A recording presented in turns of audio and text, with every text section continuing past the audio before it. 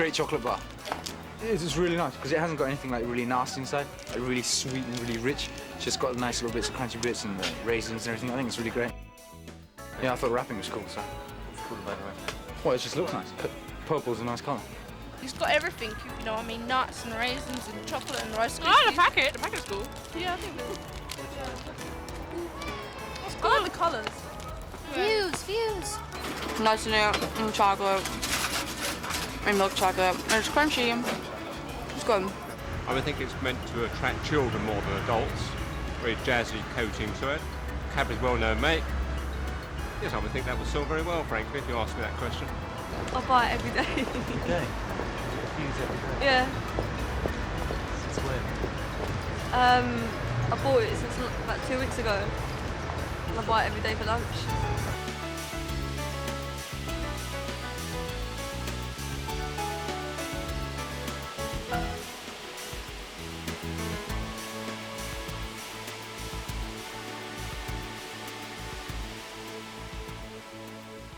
Britons eat over 500,000 tonnes of chocolate every year, nearly all of it produced by just 3 companies: Nestle Rowntree, Mars and Cadbury. Of the 3, Cadbury is probably the best known.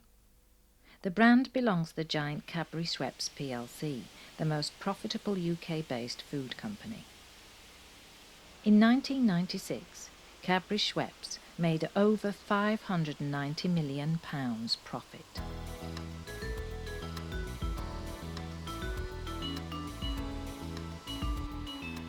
For over 150 years, Cadbury has been the most well-known name in chocolate.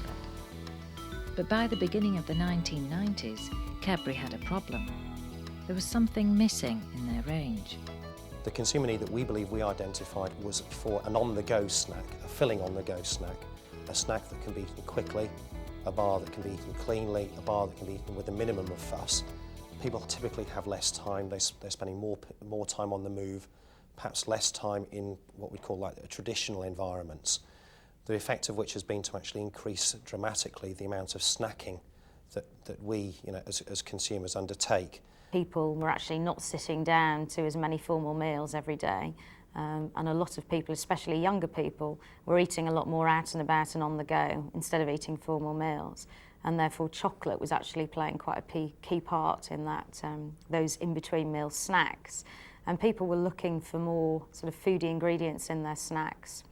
Cadbury have been traditionally very strong in indulgent confectionery, rich confectionery that you need to stop and unwrap and eat at a relatively leisurely pace.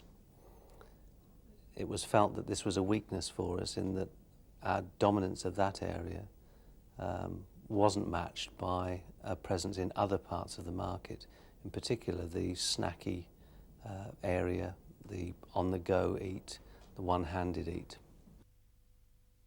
So Cadbury knew where the gap in the market was, but what were they going to fill it with?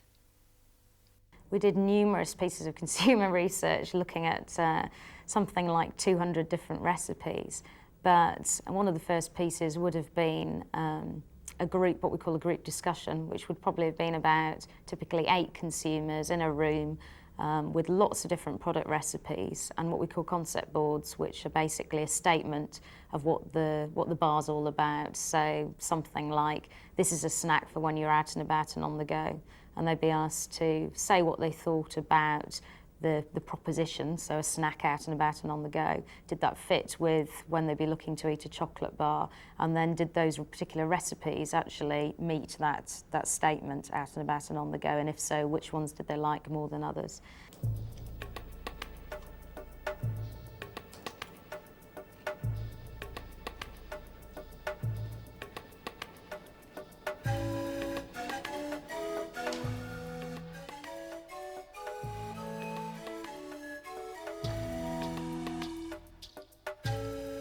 Chocolate, as far as the Europeans was concerned, was discovered around about the early 1500s, when the Spanish invaded Mexico and would have discovered chocolate being used as a drink by the Aztecs. Now, at the time, the Aztecs would have crushed the cocoa beans with things like gingers and chilies to create quite a spicy drink. It was supposed to have magical powers. It came to Britain in around about the late 1600s, where chocolate shops would be opening up in London. And really, for the first 300, 400 years of its existence, it was known as a drink. It's only in the sort of middle of the 19th century that we actually started to crush the cocoa and get the cocoa butter out of the cocoa pods. In that way, we were able to create eating chocolate. Ever since the first chocolate bars became available, the confectionery market has continued to grow and fragment. The consumer today is faced with almost too much choice. Countless variations on an original theme. Could Fuse find a place, a personality and a brand image in this crowded market?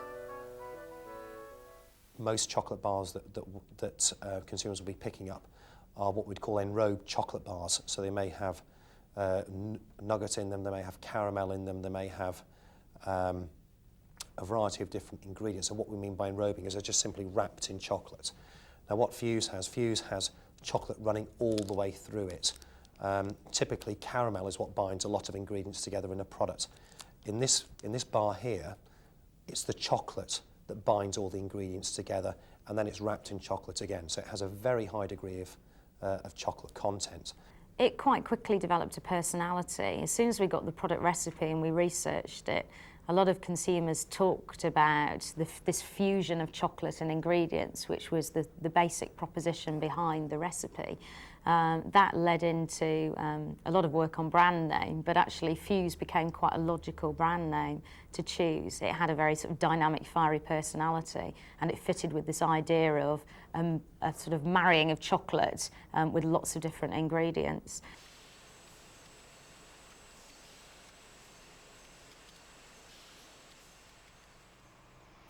The decision to go ahead with Fuse would cost Cadbury over £10 million. Around £6 million for a new plant, and the rest on launching and advertising the new product. You get to a point where, having defined the recipe and the process and how we're going to launch and market this new product, we then have to go to the business for a formal green light to proceed further. And at that stage we have to be very clear about exactly what the costs are, exactly what the benefits are, and what the time plan is for the launch of this new product.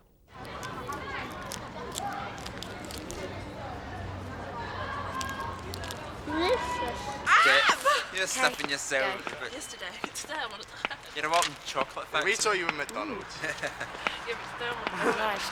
There's no doubt we eat a lot of chocolate and confectionery. On average, that's £35 weight a year. Now that's an awful lot of chocolate and confectionery for us as a nation to be consuming. And certainly if you look at its contribution to the overall diet, it is adding fat to our diet, it is adding sugar to our diet, it is adding a lot of extra calories to our diet. We have a problem in this country with growing obesity problems, weight problems, problems of too much fat in the diet. We have one of the highest rates of coronary heart disease in the world. The great emphasis now is encouraging people away from high-fat, high-sugar foods towards healthier foods.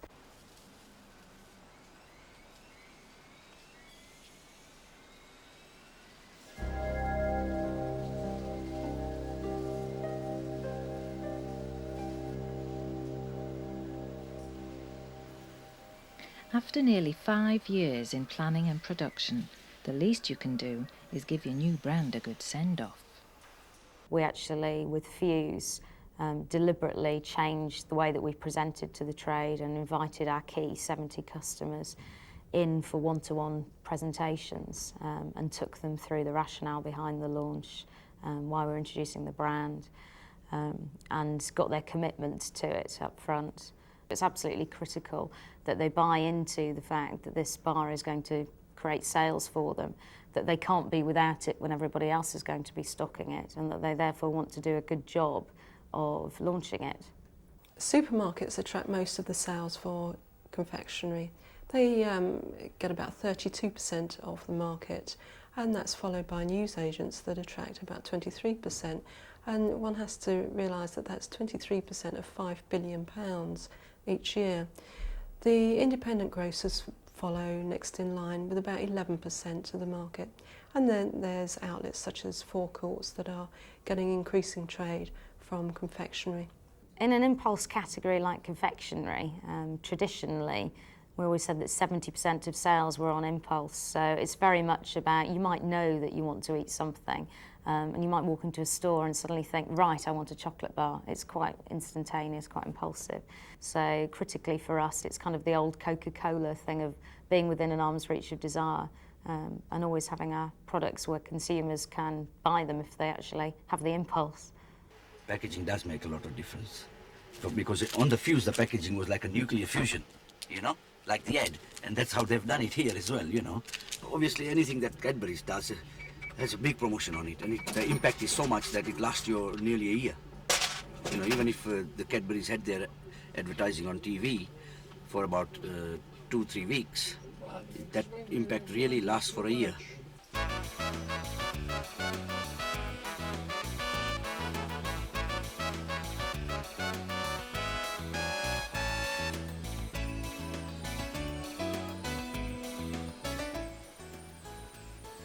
A good position on the counter is one thing, but really you want customers to know the product before they enter the shop. That's why in the A to Z of marketing, A is for advertising.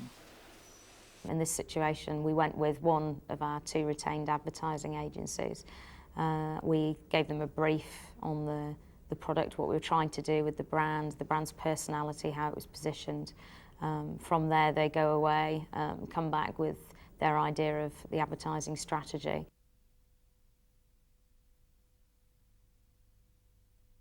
We recognised that there was a very strong product story to tell, but also realised that in order to communicate to the target audience that we were looking at, who effectively was 16 to 24-year-olds with a bit of a male bias, we were going to have to come up with a very entertaining story so that it didn't appear that that product story was a little bit too cheesy and contrived.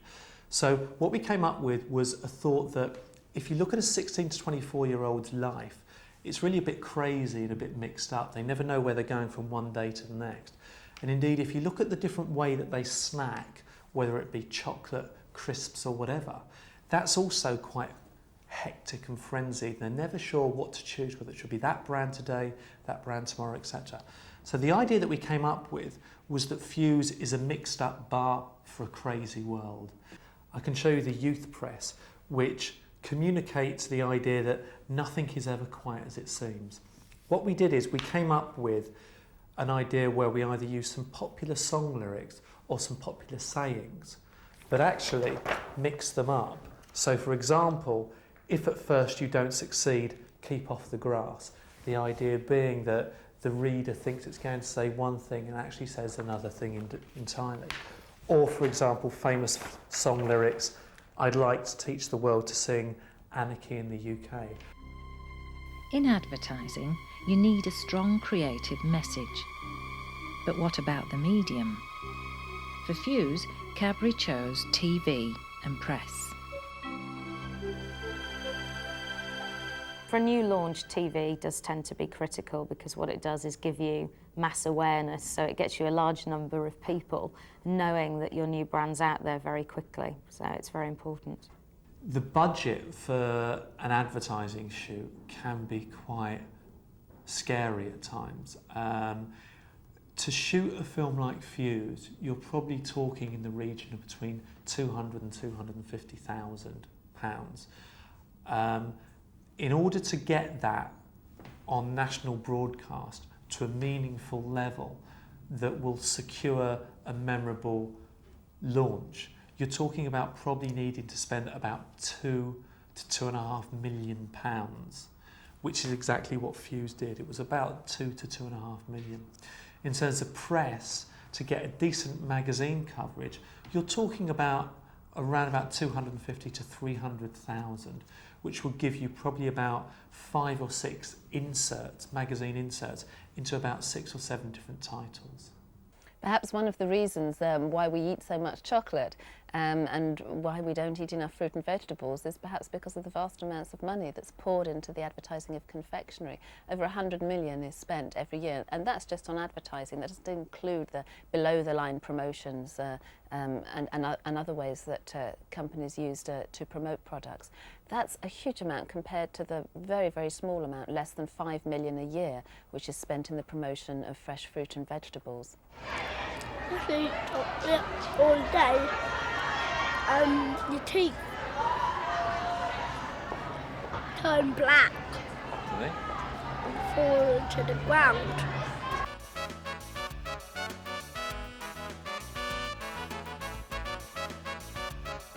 The advertising was ready to go, but first the ground had to be prepared. For the launch of Fuse, public relations had to act as the advance guard. For big promotions like this, Cadbury uses an outside company to mastermind the PR strategy. There are various ways of going about launching a brand like this using PR. One is to go down the line of something that we did a year previously with Whisper Gold, which was to project the brand name onto the dome of St Paul's Cathedral, which is very much a stunt-based campaign and launch, and that worked very effectively. But it was decided for Fuse, for a variety of reasons, that we weren't going to go down the stunt route again, that we had a very strong story to tell. That story being Cadbury's heritage, the rarity of a new product launch within this market on this scale, the amount of research and development and money that had gone in to producing this new brand. And we felt those were all very strong stories. We also made sure that we launched Fuse around a key day, so we christened the launch day Fuse Day and tried to ensure that all our trade customers displayed Fuse for the first time on that day, and then created a lot of hype with consumers, so encouraging them to go into store because it would be the first time they could get the bar. On that particular day, Tuesday the 24th of September 1996, I conducted something like 25 radio interviews down the line with the radio stations from all across the UK. Any number of newspaper journalist interviews. I lost count, quite frankly. It was without doubt the busiest day of my life within Cadbury. Hi, Mr. Rabbit. How are you? Okay. So it is product you've been waiting for. Fuse. Launch of the decade, that is. The BBC filmed interviews and went to the factory, filmed in shops and put out a couple of pieces in BBC Business Breakfast and Working Lunch. Cadbury's are hoping Fuse will become as popular as their other leading... Radio coverage was of very high levels. We mailed samples to all the breakfast show disc jockeys who all covered it on air live. You know, we're tasting the first Cadbury's Fuse bar. We followed that up by offering all the DJs boxes of Cadbury's Fuse to offer as prizes on air. The launch of Cadbury's Fuse from a PR viewpoint was a real case study of how cost effective it can be as a tool. We got masses of TV coverage, radio coverage and press coverage, all for a very small amount of money. And the beauty of public relations is that people will read that as editorial, and it's the whole issue here of third-party endorsement, that other people are telling them that it's a good product to buy, so they will go out and buy it.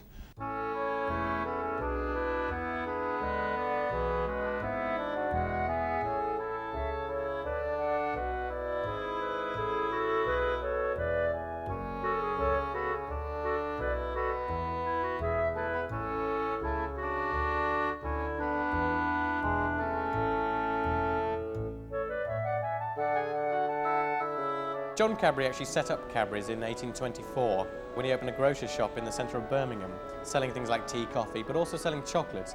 Now, at the time, John Cadbury, being a Quaker, was very keen that the public drank soft drinks like these beverages to steer them away from the evils of alcohol. Gin and beer was very prevalent at the time.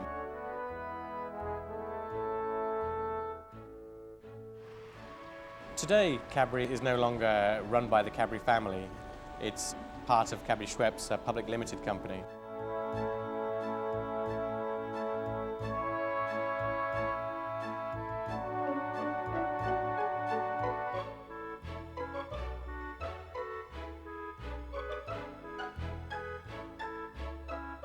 The Quaker ethic exists, I think, to some degree, in that Cadbury is still seen as an integral part of the community, and we like to think that we have a role to play in that community. So we have lots to do with the charity, with local schools, and to us it's very important that we're seen as playing our part.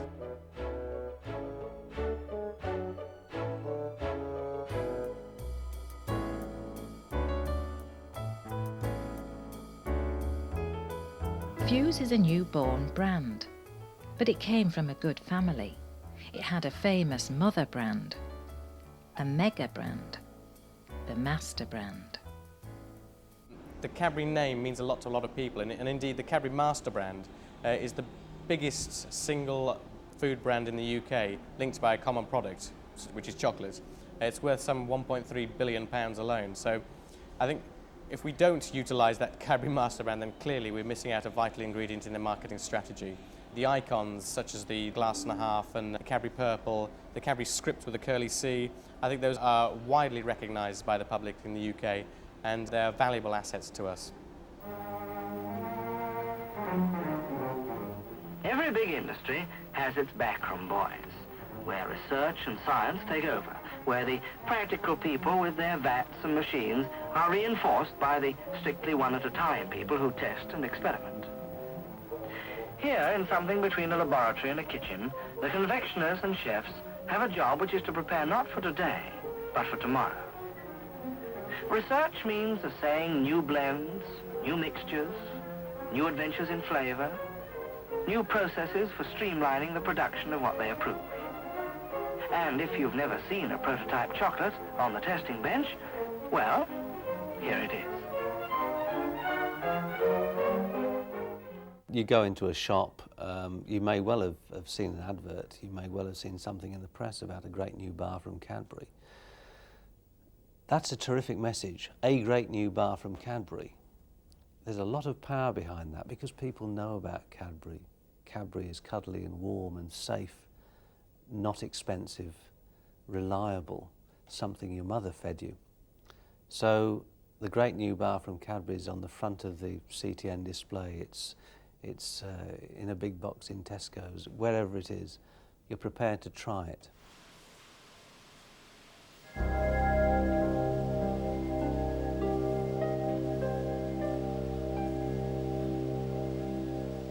So, 5 years of planning and £10 million of Cadbury's money later, the proof of the chocolate would be in the eating. Would the British chocolate consumer take Fuse to its stomach?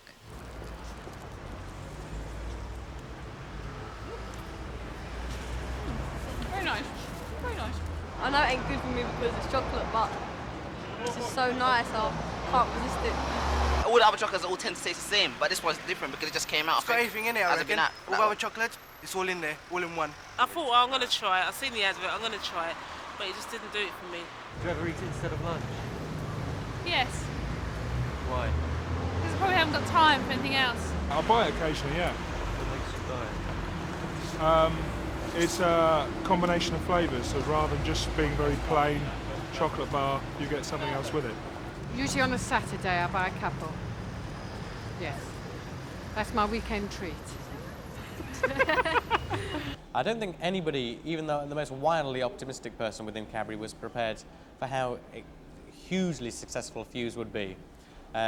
Within the first 4 weeks, it had become the best-selling bar in the country, outselling favourites like Kit Kat and Mars by 2-3 to 1. We decided to put back the advertising because we couldn't keep up with demand. We literally had put 40 million bars out into our trade outlets, and they were clamouring for more.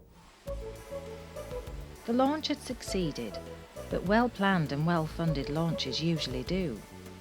The next stage in the marketing plan was to make sure that the ripples from the first splash in the market didn't die too soon. It was time for a commercial break.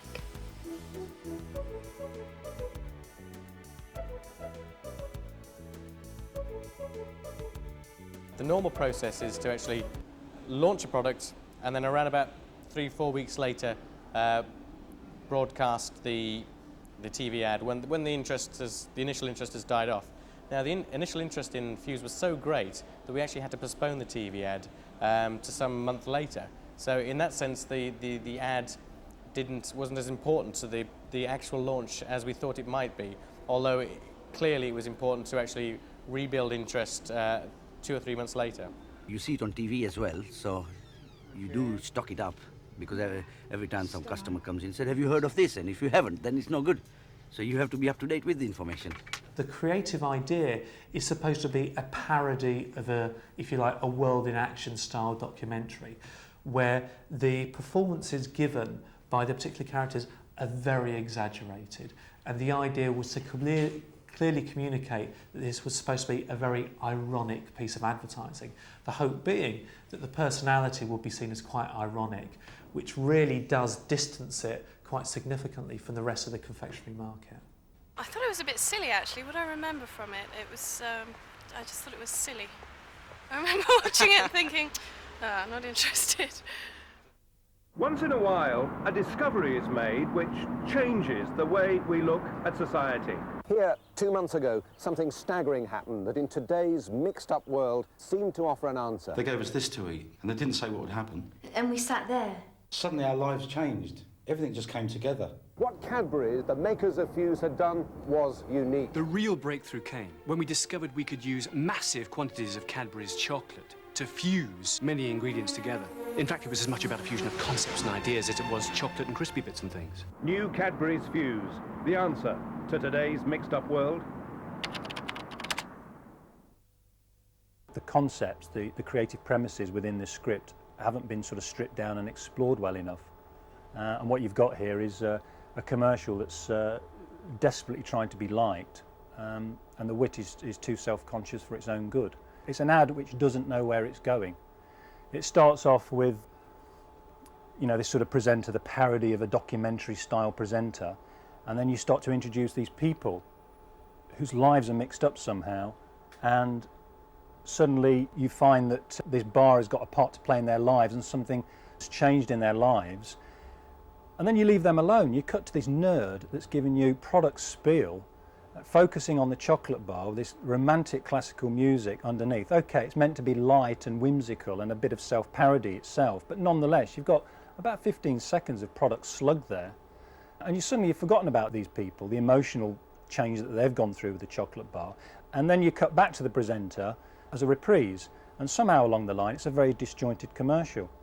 I think, to be fair, we were being a little bit too smart for our own good. A lot of people don't actually get the irony of the ad. They take it very much at face value. And as a result, it doesn't really work for them. One of the big challenges for us now is to develop a strong, meaningful personality for the brand. There's no doubt about it that the launch ad put the Fuse brand in the mind of the UK consumer. It also signalled what that bar was made of. What it didn't tell them is why they should buy it, what brand they should stop buying instead of it, whether it's a heavy eat, a light eat, whether it's an indulgent eat. And it didn't really do as good a job as we would have hoped on the personality front. The general public are exposed to over 2,000 promotional messages a day. 2,000 a day. And you have to also ask yourself, how many of those messages will the consumers remember? And they'll only remember the ones that really cut through the morass of advertising communication and move them in a way. They feel that advertising understands them and they've given them a reward from the commercial. But whether the ad was working or not, there's no doubt that Fuse was selling extremely well. The Daily Express from January the 7th, 1997. As you can see, the headline, in just 2 months, Fuse has come from nowhere to be a serious challenge to Kit Kat for the #1 spot in the affections of the nation's chocoholics. It's a full page in the Daily Express, all about this one chocolate bar. And the really nice thing about it is here down at the bottom, we have Sir Ranulph Fiennes, the explorer, who's actually endorsing the product. He's actually saying this is a great chocolate bar and marking it 9 out of 10 as opposed to a lot of its competitors. You know, Mars gets 6 out of 10. That was a really nice piece for us. If you think about Cadbury's Dairy Milk, if you think about Kit Kat or Mars Bar, you know, we've all grown up with those brands, and it's not very often that a new product actually makes it into kind of the top 10 in the brand charts. And Fuse sort of stormed into #1 very quickly, and stayed, you know, stayed in the top brands.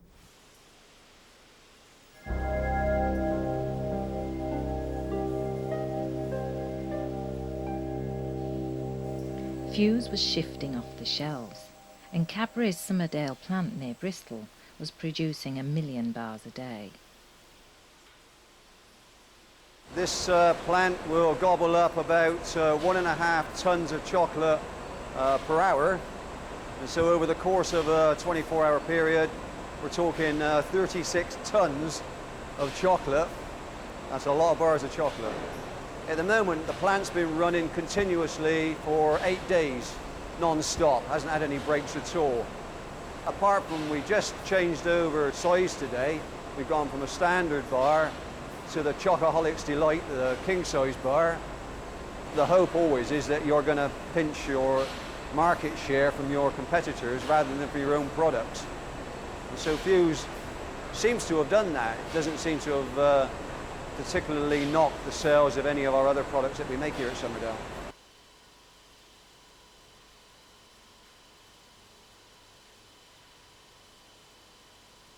Innovation in the chocolate confectionery market is important in helping sustain consumer interest, if you like, in chocolate confectionery. Chocolate is such a major part of many people's lives here in the UK that anything that's new in the chocolate market helps re-stimulate and reinvigorate consumer interest. There are 3 mega brands, as we would call them, in this marketplace. Cadbury's Dairy Milk, mega brand, which of course is a Cadbury brand. Nestle have Kit Kat, Mars has Mars Bar, and what we would like to feel we could create with Fuse is potentially a brand which has the ability to join those 3 great British brands at the top of the tree. It's been quite surprising, the response from competitors like Nestle and Mars. They do tend to feel that the marketing mix was pretty good behind Fuse. I think some of them quite admired it, but they will be fighting back with their own products, of course. Last year, we've seen Nestle Rowntree coming in with the Maverick bar, another chocolate bar, and Mars have come in with their Mars Light bar, and giant-sized bars and limited edition varieties. So all companies at all times are looking to new product development, and they won't let the battle cease. For products like Fuse, the marketing process never stops. And for companies like Cadbury, marketing's always a long-term proposition. Within a year of its launch, just over 50% of people in the UK had tried a Fuse. Cadbury's long-term marketing target is to push that figure to over 90% and to secure Fuse a permanent top 10 place in the nation's favourite chocolate bars. We always know that people are actually capable of eating more, and indeed, over the last few years, we've actually seen a 25% increase in the amount of chocolate in volume that people here in the UK are eating. The public love affair with chocolates is indisputable. We spent about £3.6 billion on chocolate in the UK last year, and that's around about 35 pounds in weight of chocolate for every man, woman and child.